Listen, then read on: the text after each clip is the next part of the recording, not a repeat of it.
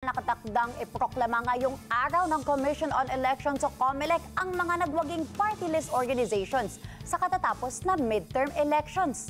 Si Madeline Villar Moratillo sa detalye ng balita. Mads? Yes, Diana, kasado na ang preparasyon para sa proklamasyon ng mga nanalong party list mamayang alas 3 ng hapon dito yan sa Tent City sa Manila Hotel. Sabi ni COMELEC Chairman George Garcia, 54 na party list group ang nanalo sa katatapos na halalan. Bubuuin nila ang 63 seats sa Kamara na nakalaan para sa party list. Pero may dalawang party list group ang sinuspende ang proklamasyon dahil sa mayroon pa silang pending na petisyon sa COMELEC. Hindi mo na pinangalanan ni Garcia kung anong grupo ito, pero ang isa sa kanila nakakuha ng 3 seats habang ang isa naman ay 1 seat.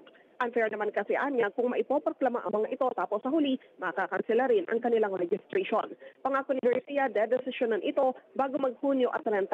Kahapon ay pamahagi na ng COMELEC ang imbitasyon para sa mga ipoproklama na party list group. Bawat party list papayagan magkaroon ng hanggang 10 kompanyon. Hindi naman kagaya sa mga senador, hindi na sila bibigyan ng pagkakataon mamaya para makapag-speech, pero meron naman silang pagkakataon para makapagpa-picture sa taas ng entablado.